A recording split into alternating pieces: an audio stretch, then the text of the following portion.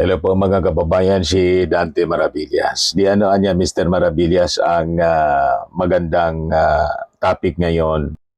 Ang topic natin ngayon, Sara's Squid Game. Ang larong pusit ni Sara Duterte. Duterte na naman niya, Mr. Maravillas. Wala man pong ibang topic na pwede nating pag-usapan kasi yan ang lumalabas sa mga balita. Alangan magkwento tayo ng hindi man po mga hot topics dito. Yan ang labas ng labas. Yan o. Siya yung madalas na tanungin ng media o. Sara Duterte, hindi raw iniisip ang impeachment laban sa kanya. Report po mga kababayan ng Philippine Star. Ibinahagi ni Vice President Sara Duterte na hindi niya iniisip ang impeachment cases laban sa kanya at pinapaubayan niya ito sa kanyang mga abogado. Sa interview kahapon, birthday ng kanyang tatay, nagbigay din ng reaksyon ang Vice Presidente sa grupo ng mga abogado sa pangunguna ni Attorney Israelito Torion na naghain ng reklamo sa Supreme Court para questionin ang impeachment proceedings. Hindi sila nagkonsulta sa akin kasi hindi ko na iniisip ang impeachment sa panahon ngayon. Iniwan ko na lang yan lahat sa mga abogado at siyempre, nagpapasalamat ako sa mga lawyer, independent lawyers na hindi kasama sa defense team na nag-iisip pa rin na ipaglaban ang ating saligang batas at kontrahin ang pag-aabuso ng proseso ng impeachment sa niya. Kayo na lang ang maniniwala sa ganyang kwento na walang approval yan sa'yo.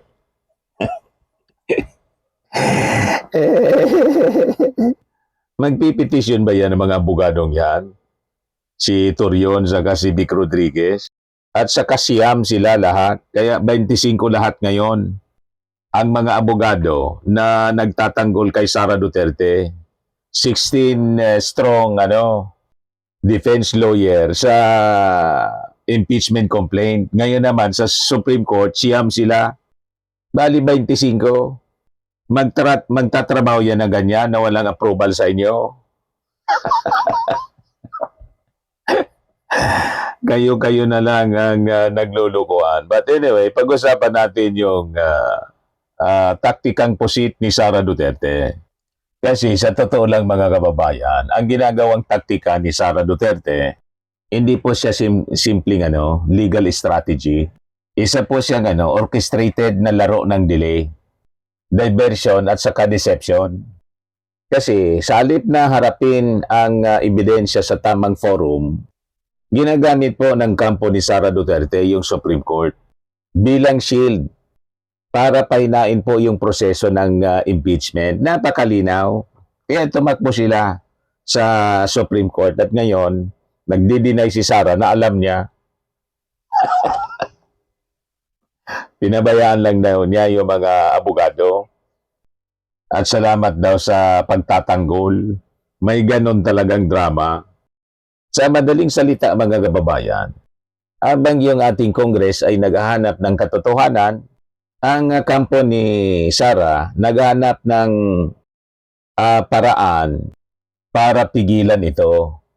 So ang feeble defense mga kababayan, procedural delay, hindi po siya substantive defense. Ang taktika ni Torion at Topacio, dati ni Vic Rodriguez, siyempong mga abogado sa paghingi po ng TRO sa Supreme Court para pigilan ang impeachment sa House of Representatives. Malinaw po, hindi po nila sinasagot kasi yung ebidensya. Iniiwasan po nila yung proseso.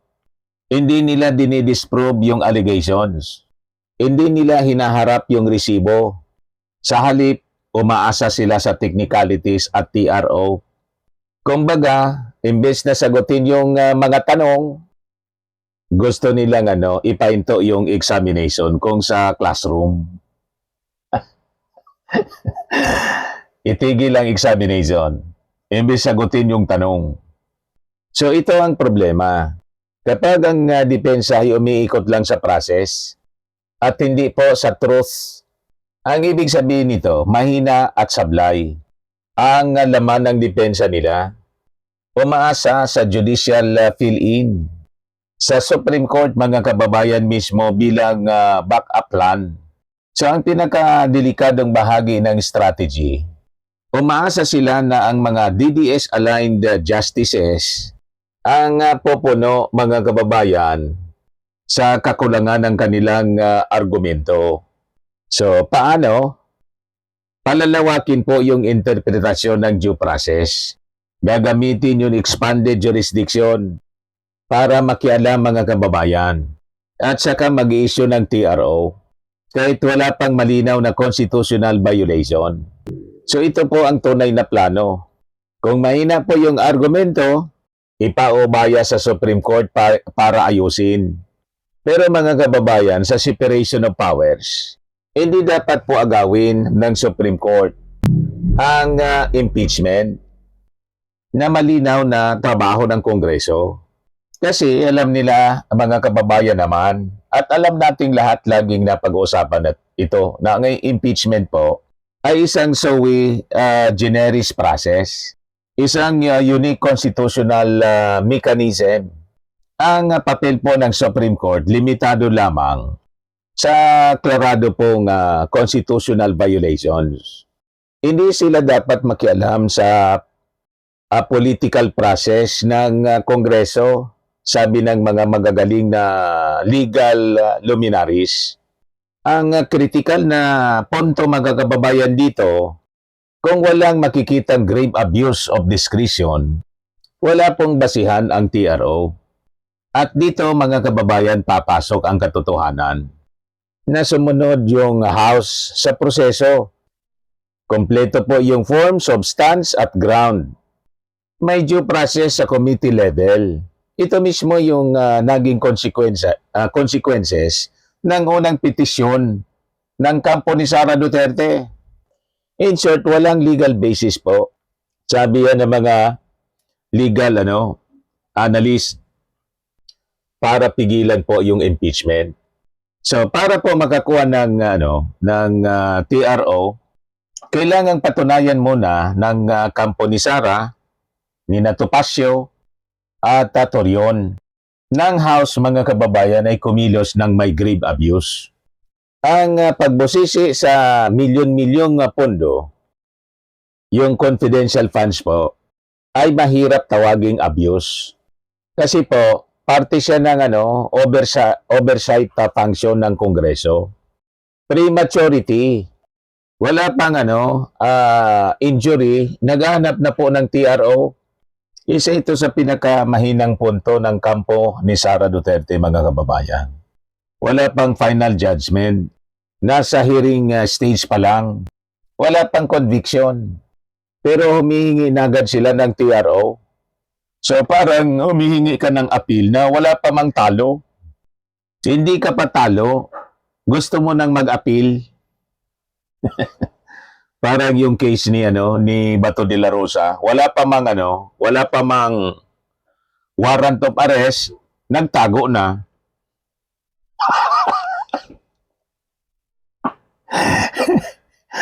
Wala pang warrant of arrest, nagtago na si Bato de la Rosa. Advance kong mag-isip. O di ba? So yung legal implication nito, premature po. Hindi pa siya hinog para sa judicial review. At saka higit sa lahat, ang pagharang, mga kababayan, sa hearing, direkta po siyang paglabag sa power of inquiry ng Kongreso. So wag dapat tayo maligaw sa technicalities, mga kababayan. Habang nililihis nila yung usapan, ito yung dapat na ibalik sa publiko. Una yung issue sa confidential funds. Ito yung smoking gun, mga kababayan. Malaki siyang halaga, kulang sa transparency.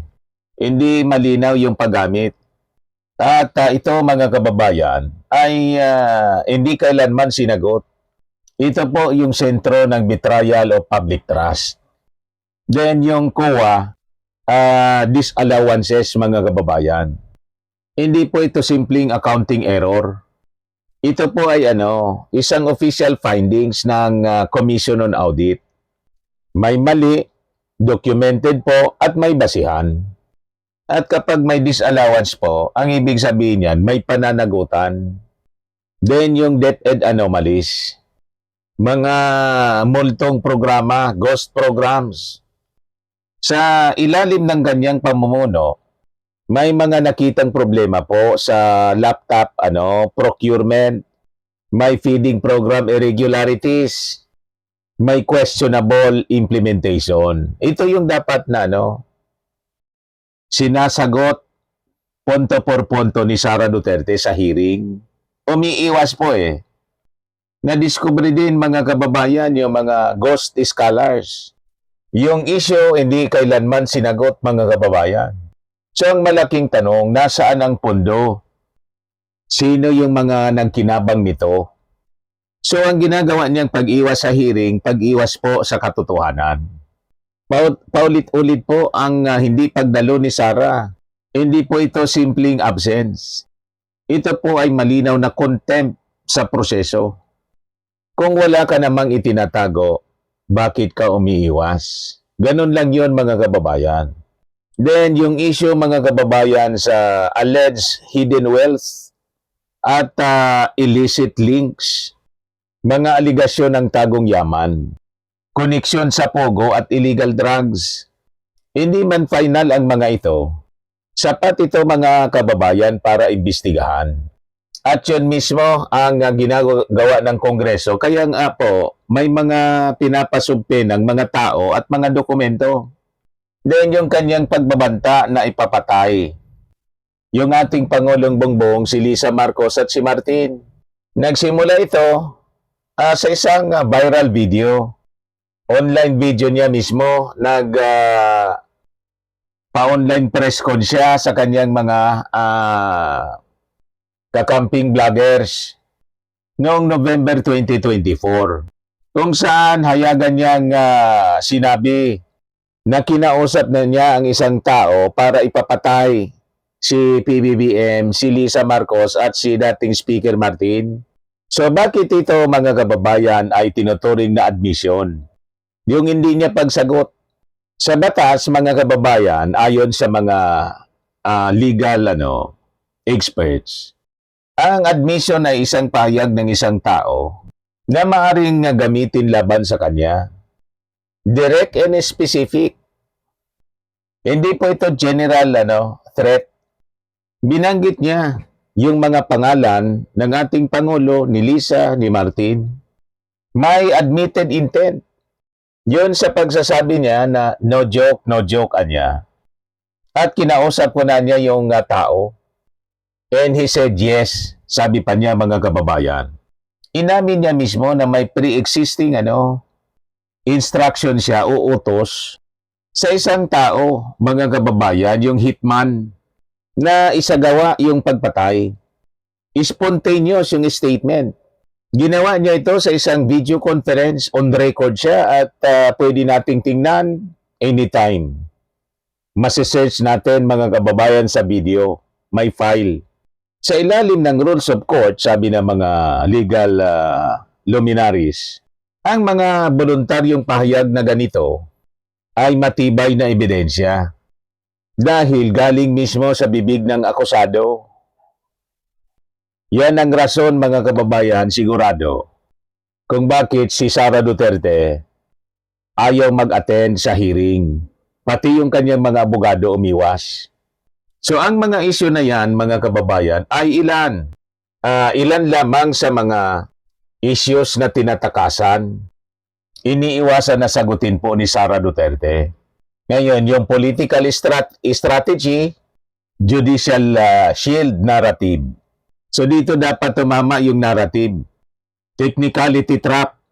Senator Yon Topacio, nag-file sa Supreme Court, mga kababayan, ng petisyon para makakuha ng TRO to stop the impeachment proceedings. Pero mga kababayan, malinaw. Sila yung mga abogadong hindi sumasagot sa issue. Nagtatago sa technicalities. Umaasa sa Supreme Court kasi alam nila siguro talagang may na yung defense nila. So simple lang yung mensahe nito na kanilang mga ginagawa. Wala silang maisagot, kaya pinapahinto ang pagtatanong. Yung impeachment proceedings mismo gusto nilang ipatigil. So, ang nangyayari ngayon, truth versus TRO. So, yung katotohanan, nasa hearing ng Kongreso, yung pagtatago, nasa TRO. Kung inosente si Sara Duterte, mga kababayan, bakit ayaw niyang humarap sa Kongreso? The highest form of due process, mga kababayan, ay yung pagharap at pagsagot sa mga akusasyon. So ito ang totoong Squid Game, mga kababayan.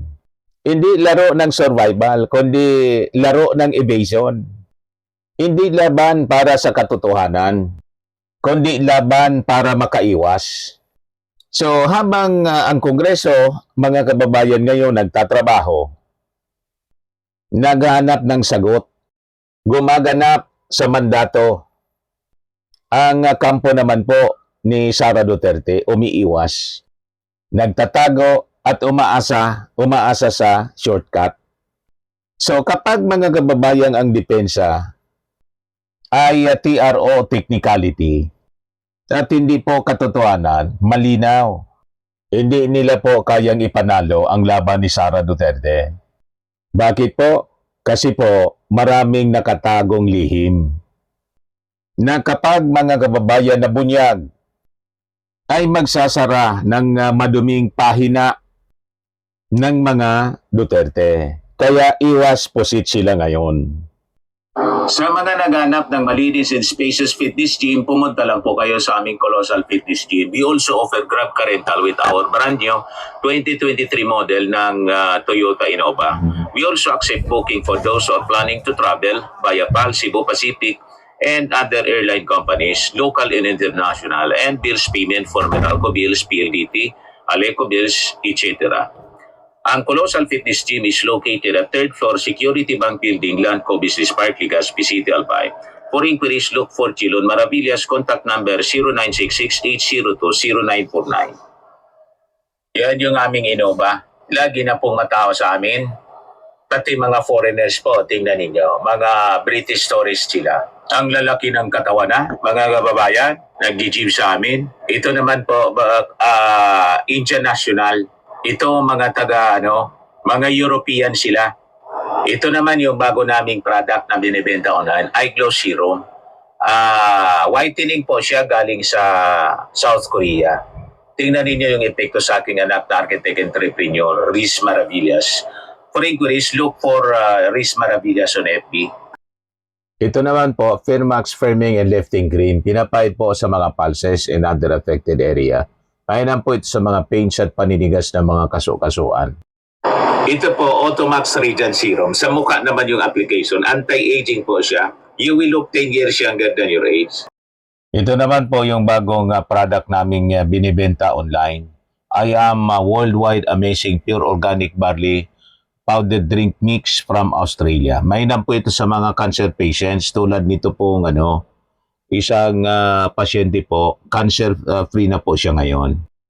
Si Yolitan, ovarian cancer survivor. Sabi po niya, barley did not just save my life, it gave me a new life. In 2019, Yuli faced the fight of her life through surgery and harsh chemotherapy.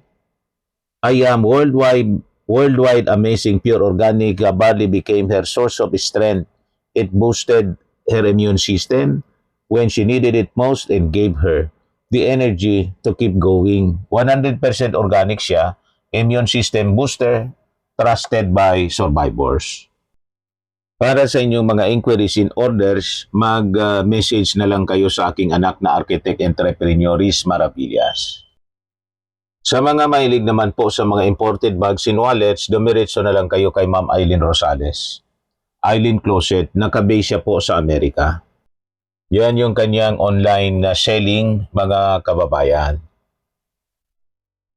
Sa mga mahilig po magpa-spa, itry ninyo po dito sa Pamper City, the Medical Aesthetics and Wellness Center. Matatagpuan po sa K1 Center by Prestige Bay, Asiana City, Parañaque City, Metro Manila. Pamper City by OMG, your luxury escape.